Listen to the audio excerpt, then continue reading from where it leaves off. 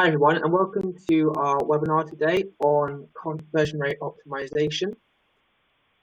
My name is Jack Turner and I work in the client services department at Generate UK, and today I'm joined by my colleague Andrea, who works in the design department.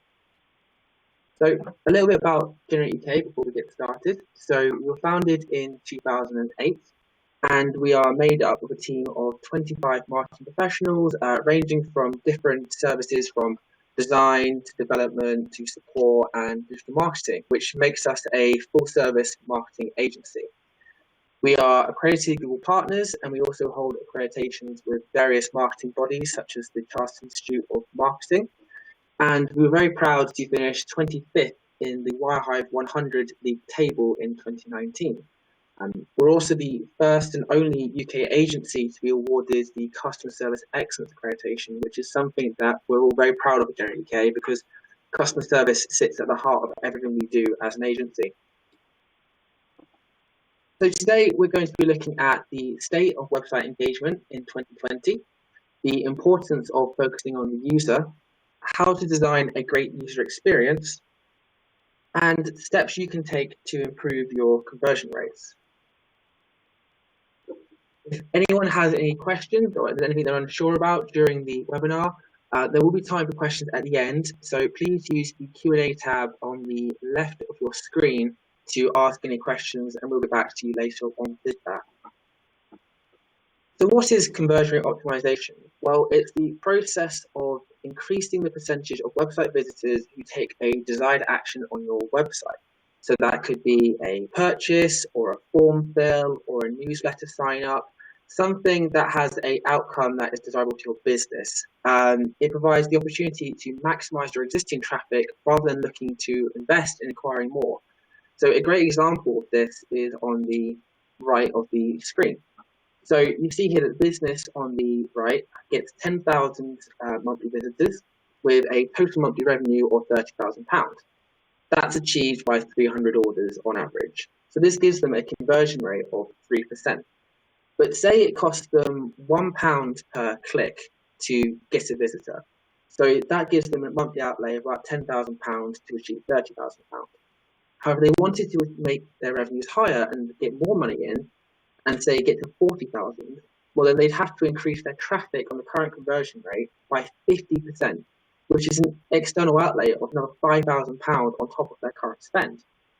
A better way of looking at it is looking at your existing traffic and looking to maximize your growth within your current audience. So increasing your conversion rate from 3% to 4.5% will give you the same amount of revenue without any additional cost, which when looking at current marketing budgets and trying to justify spend, really shows the benefit and impact of conversion rate optimization for marketeers right now. But what does a good conversion rate look like in 2020? Well, sadly, there isn't really a universal conversion rate due to so many different factors, including industry, product or service you offer, the channel you're acquiring from, the country you're based in. Every business is going to have a different conversion rate. There isn't really a one-size-fits-all for this. So the key to a good conversion rate, or understanding a good conversion rate, is looking at your historical and current conversion rates and seeing actually where you can improve and find growth within yourself.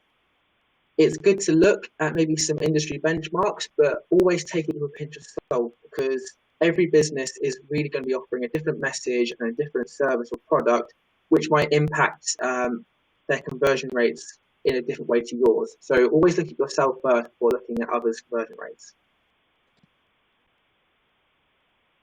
So the key to conversion rate optimization is focusing on the user. Because if you want to convert your target audience, you first need to understand them. And the best way of doing this is looking at your audience and looking at your current visitors and really getting to the heart of their problems, their desires, and their challenges. Looking at what makes them tick, what makes them want to use your product, what potential obstacles are in the way of them using your product, and then using this to your advantage to create messaging and content and landing pages that are really going to help you convert. So how do you go about this? Well, there's two steps. The first is to look internally, using questionnaires and surveys to really just to directly ask your customers what it is that they're struggling with, what desires they have for the future, what challenges they're having currently within their businesses, to get a good understanding of how you can help them moving forward. And we also recommend using Google Analytics to look at what your current website behavior is and to see what gaps are currently happening within your user journeys, where people are leaving, where they're getting stuck at, and using this to your advantage to help craft better user journeys and create a better user experience. We also recommend looking at external tools such as Google Ads and their keyword planner to look at current search volumes and to get a further understanding of where you could look to find new queries or find more topics that your customers are talking about. And then combining that with tools such as social listening through Twitter and LinkedIn to see what content is being shared, what topics are being discussed, and using this to find actually what is a common thread or a common challenge that is appearing between all of your target base. And then finally, using Answer the Public. So Answer the Public is a SEO tool which provides marketers with lots of prefixes and suffixes and questions and comparisons around a given topic which are being used within Google. So this gives a great understanding to actually the widest community when it comes to a given topic, which is really great insight to have when researching your audience. We also recommend using heat maps. So those who don't know, heat maps provide a visual representation of a web page interaction through color. So blue is cold, it means that it's not a thing that's being interacted with regularly. Red and white shows heat, and that shows actually where the most interaction is occurring. So using the example on the right, we can see that the video on glass category is the most interactive element on the site. And the reason for this is most likely because it appears very high up the page and also to the left of the page. And as we know, humans read from left to right in most cases. So they would see that first and want to interact with it. Similarly, we see touchscreens, the element below this, also has a lot of interaction, which kind of shows actually how you can position your content to provide a better user experience. And actually, you might consider using different elements or have the most valuable content you have in that top left position to make sure it's being interacted with. Another example here is we can see that in the just above this, in choose a rear projection screen solution, you can see the button solution, even though it's not a button, sorry, a text, is getting clicked semi-regularly, which could indicate that within this page, people are looking for solutions on top of products. So that could be something that the business then looks to include within their menu structure, creating a solutions area. So tools we recommend using for heat mapping include Hotjar and Crazy Egg. They both work very similarly, so it will just be a point of preference and price when it comes to using a heat map tool. But we really recommend using this as a foundation to understanding your user behavior and seeing how people are interacting with your content currently. So now I'm going to pass over to Andrea, who's going to discuss the steps to making a great user experience. Thanks, Jack. So once you've gathered all the information from the insight, that's when the real creative process can begin. So firstly, as we've established, you need to understand your user. And the way that we do that is by creating user personas. So here, we take ASOS as an example. We've identified these key personas. Fashionista Fran, she's interested in the latest trends. Budget Ben, he wants to go to the website to get a quick sale. Casual Colin, he wants to go to the website to browse the menswear. And you've got Needs Inspo Natalie. She wants to go to the website to gain information and gain inspiration to purchase a product. So moving on, how do you design a great user experience? So the key is to be clear in what you want the users to do. Do not overwhelm them with too many options. Keep things simple. Be conscious in your approach to designing a user journey. Consider accessible search bars, menu links, call to actions. Ensure all your content is no more than 3 clicks away for those key personas that we've identified, as we've established that a human's average attention span lasts for 8 seconds. So ideally, once you've gathered all your information, you want to create user-centered designs. And once you've done that, you can create prototypes. And those prototypes will be ideally sent to your key personas. And they will give you valuable insights to establish whether your personas that you have created are correct and that the tailored journeys that you've provided are ultimately what they need. And never stop testing. So here at Generate UK, we do lots of testing because you need to ensure that your conversion rate optimization is at the forefront of what you're doing. So you can run 2 campaigns alongside each other And from whether you have different types of CTAs, whether it's a form, you can run them alongside each other and decide which ones have the best conversion rate. You can focus your attention on those types of CTAs. So back to the ASOS example. So the home page really acts as a shop window. You have to entice all those different audiences that you've allocated into the website and ensure that they have all the areas that they need to go to. So Fashionista Fran, for example, she's going to go straight to the new in section. Casual Colin, he's going to go browse the menswear. Whereas Budget Ben, he just wants a quick sale. So he's just going to go straight to the sales banner and click on menswear there. Then you've got Needs Inspo Natalie. She's just going to go to the inspiration page and look for ideas. So, more examples of great UX. TripAdvisor have actually just recently launched a new website, and in this website, I feel like they've really identified their audience. So along the top bar, which is actually the navigation for the site, they've got hotels, vacation rentals, things to do, restaurants, write reviews, and they're all different types of audiences that are being directed to this site. And I reckon if we put a heat map over this page, hotels would be one of the top things that are pressed. So it's really interesting in the way that they've laid out the popularity along the top. So that's a really good example of UX. More examples of great UX on the next slide. So the top left, that is a parcel website. So the majority of the users that go to this site are going to want to just get a quick quote. So they will, on their main banner on their homepage, this is where you'll find this information. So all those key audiences that they've identified will all go here.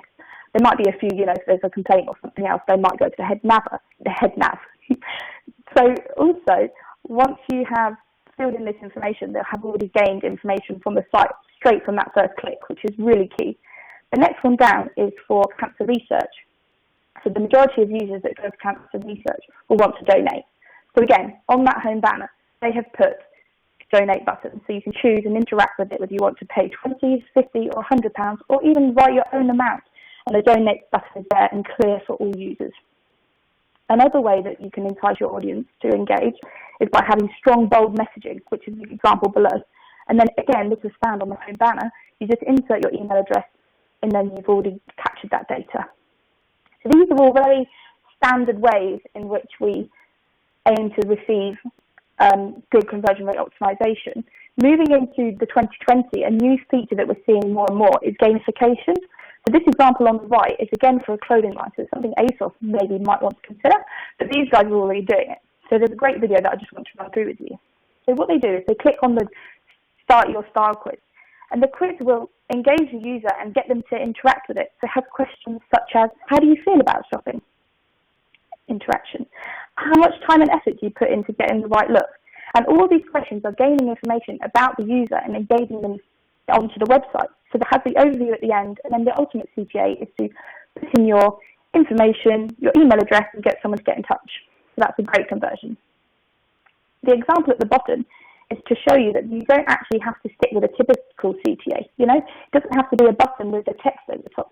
It could actually just be links within the text. And this is, again, why it's really important to do your testing, because you can test to see whether a button with the text over the top is more effective for you, or whether the links within the text is more effective for you. So I think that's given you a good overview of how, you can see good examples of UX and the different types of forms and options that you can supply your users to hopefully engage in conversion rate optimization. So I'm going to pass you back to Jack now. Thanks, Andrea. So alongside your main web pages, one of the key ways to improve your conversion rates is through landing pages. So a bit like a trampoline cage, the landing page is key to keeping people on your website like a cage does someone on a trampoline. So it's the first introduction to your business for a potential customer. So it's really important you convey who you are, what you do, and how you can help. And if you aren't doing this, then businesses are simply just going to bounce off. So how do you design a great landing page? Well, at Generate UK, we use the principle of AIDA, which is attention, interest, desire, and action. And a great example of this in practice is an unbalanced landing page that we found.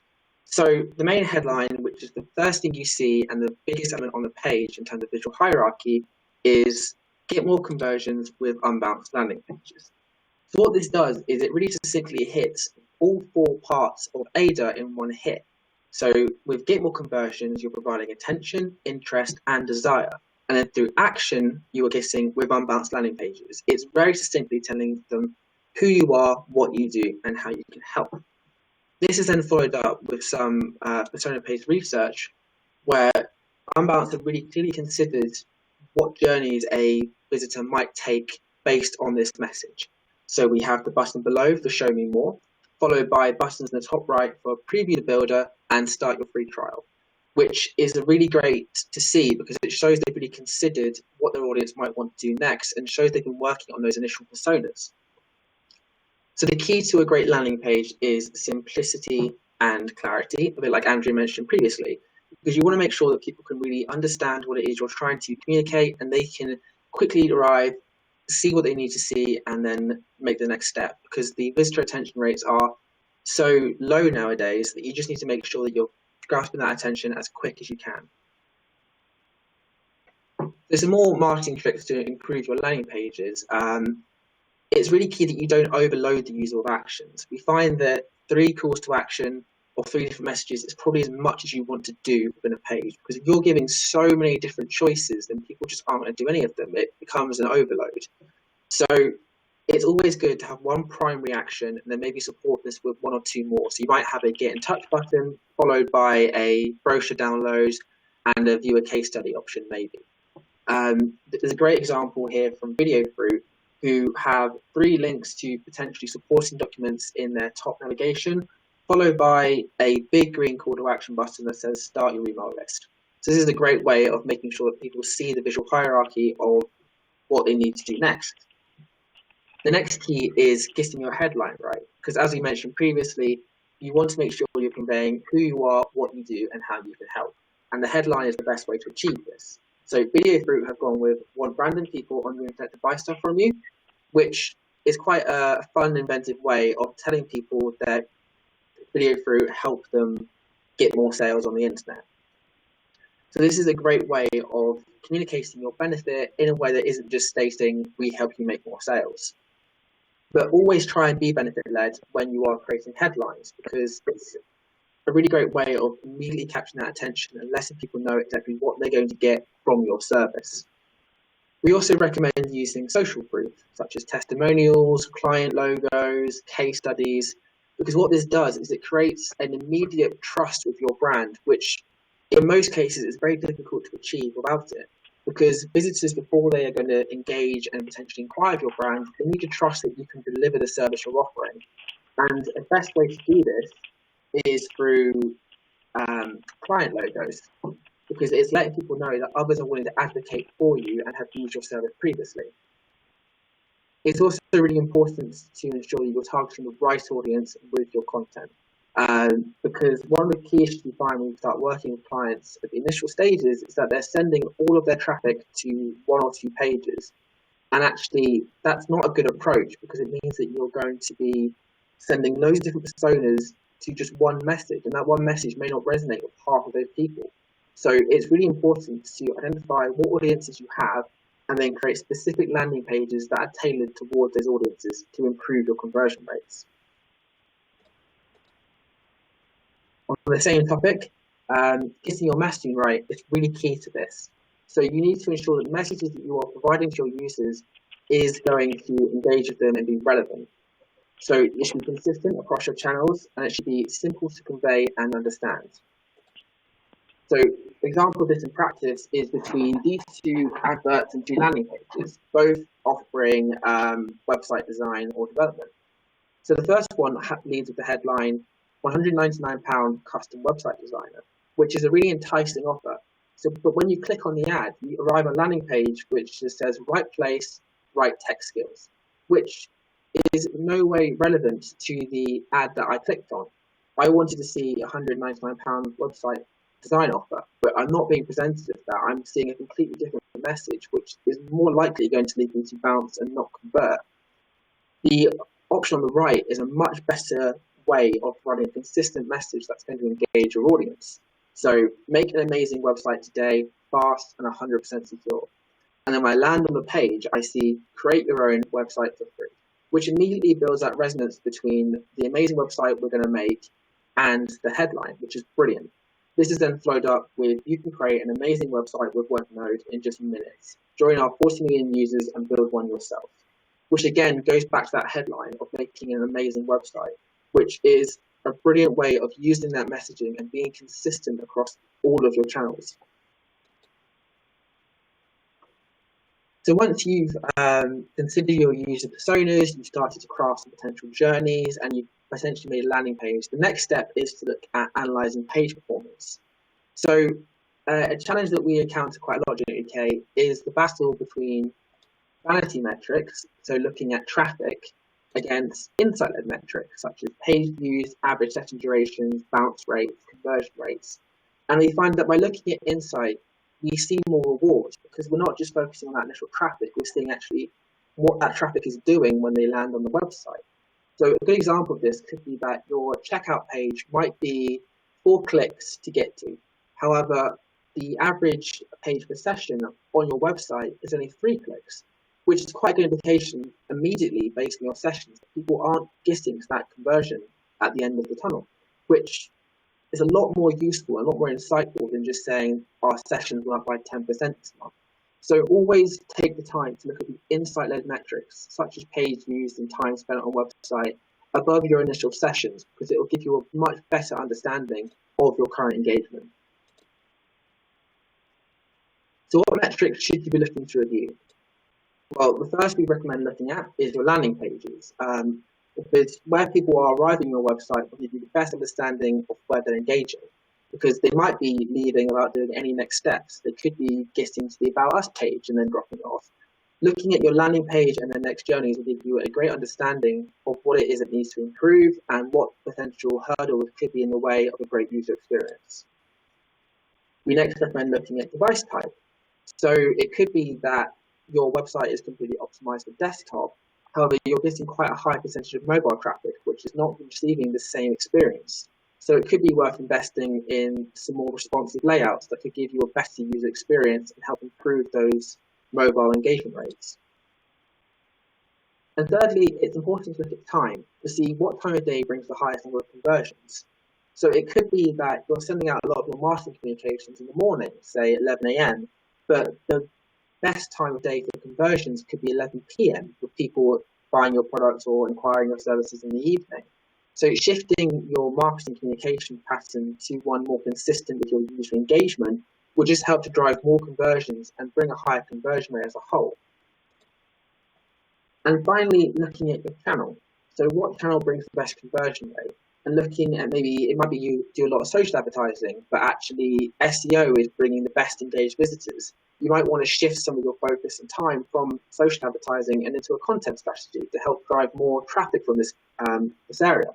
So always look at the channels that you're currently focusing on, as well as the ones that are bringing the best conversion rates to create a more integrated, performance-led strategy. So to summarise what we've talked about today, I think Andrea and I can both attest that the key thing to improving your conversion rates is to craft messaging tailored to their needs. So look at your audience and make sure that you are answering a challenge or filling a desire or just providing a general solution to any of their needs. Because this will be much more effective than simply changing the code of your call to action button or shifting how your content is presented on the page. Because if they're not engaging with your initial message, then they're not going to engage with the rest of the page regardless. You also want to be clear in what you want the user to do, and you want to keep things simple in achieving this. So try not to overload your visitors with lots of calls to action. Try not to have too much going on a page. Make sure that it's very clear to understand what is going on within your page and what message you're trying to portray to the user. A key step in achieving this, as you mentioned, is getting your headline right and being benefit-led and making sure that businesses know exactly who you are, what you do, and how you can help. And the best way to achieve this is by being benefit-led in your communications. And finally, you want to be analysing the right metrics when it comes to your page performance, staying away from vanity metrics and moving more to insight-led metrics such as page views and session duration. And finally, never stop testing. It is the key to long-term success for conversion optimization. Even if you've got a 5% conversion rate now, there's no stopping you from getting a 6% conversion rate next month. So always keep testing and seeing what's going to improve your conversion rates down the line. So for anyone interested, we're going to be running an email marketing webinar next month to discuss the importance of email for making the most of your budgets right now and how to craft a great email communication strategy that's going to help you generate more sales and inquiries. We'll be sending out an invitation for this soon. We'd love to see you there next month. And finally, for everyone attending today, we're going to be offering a free conversion rate optimization consultation. So we'll take the time to discuss with you your current marketing challenges and where you could potentially see some quick wins with your conversion rates. We'll look at your websites and potentially some of your channels to really ascertain what would be the best approach with this. And now it's time for questions. So if anyone does have any questions on anything we've discussed today, please let us know and we'll discuss it now. So the first question we have is, would you recommend using your main web pages as a landing page?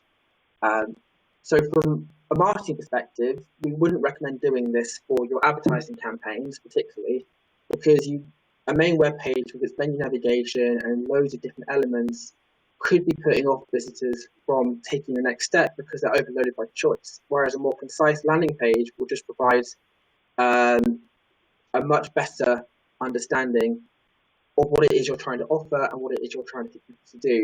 I don't know, Andrea, if that's something you agree with, or from design, if there's anything you would recommend. Yeah, I definitely agree with what you're saying, Jack. I think the key is to remember that they have different purposes. A web page, you could be referring to a home page, an about page, and there's lots of variations of that. And landing pages, as you discussed, have very specific needs, and you've clearly thought about the audience. And I think, just understanding the users as well is important there. Yeah. So the next question we have is, would gamification work for B2B?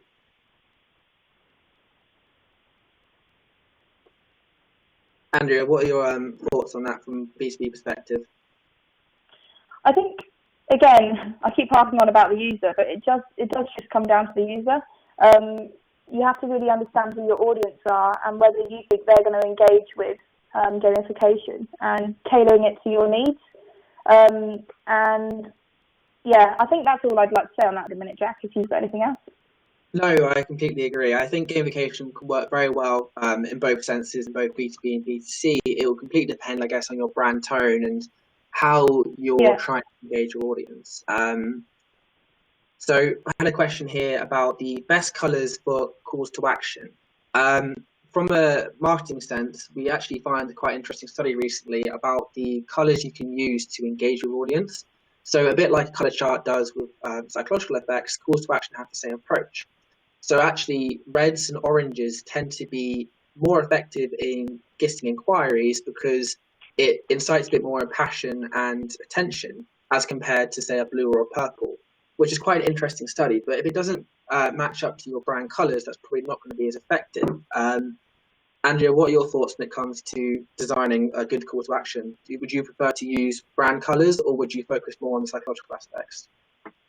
I'd probably do a bit of background research. I'd understand the business, and I would have a look at their corporate brand colours, and then I'd have a think about whether any of the colours that they've got at the minute would stand out against the design. And if it doesn't, I'd probably go into research and have a look at colours that would stand out and whether they complement the brand colours. That's probably how I'd approach it.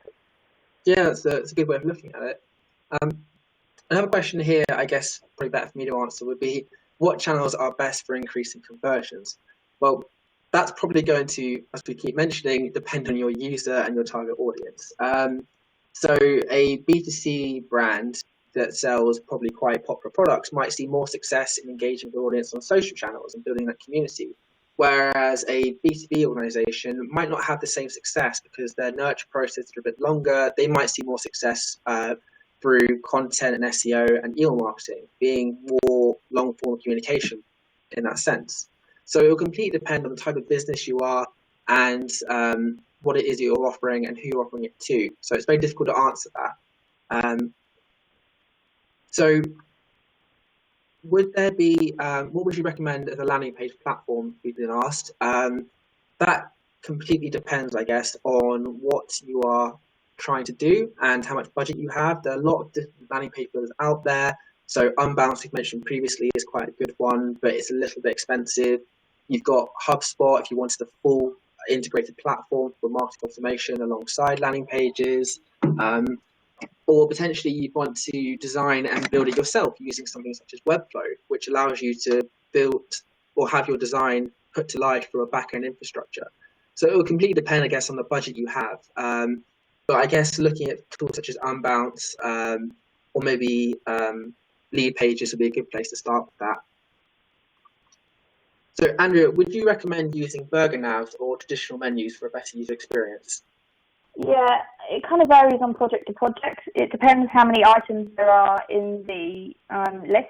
You know, if you've got too many, we can't do a traditional list, therefore burger navs are important. However, you know, there might be elements such as phone numbers or shopping basket. I mean, there's quite a variation that you actually wouldn't want to hide in the burger nav. So it does just really depend project to project, I would say. I wouldn't choose one or the other, is what I'm trying to say. Yeah, fair enough. So I think this is the last question for now. Is it better to build a bespoke landing page or to use a landing page builder? Well, this is a great question, and I guess it will come down to your budget and how much you'd be willing to spend, and also the flexibility you require from your marketing messaging. So bespoke landing pages require development time, design time, and can then be quite rigid in layouts and also how you present messaging. So while they can look more visually consistent with your brand, they have a lot more variables to them, which will make it difficult for you long term to make the changes you might need to make from a conversion perspective. On the flip side, landing page builders are great for flexibility, but they're more limited in terms of brand consistency and creating web pages that are going to be probably to the high standard you would associate with your brand. So it's definitely going to be a case of what's more important to you as a business. Is it presentation or flexibility? And then deciding the best approach from there. Yeah. So unless anyone has any more questions, I think that'll be it for today. So thank you everyone so much for joining us today and talk about conversion optimization. As we mentioned previously, we are offering a free consultation to anyone that's interested. So you can email us at info@generateuk.co.uk or give us a call on 01635 88 77 11, and one of our consultants will be there to set up that initial audit for you. So again, thank you everyone for joining us, and I hope to speak to you soon. Thanks, guys.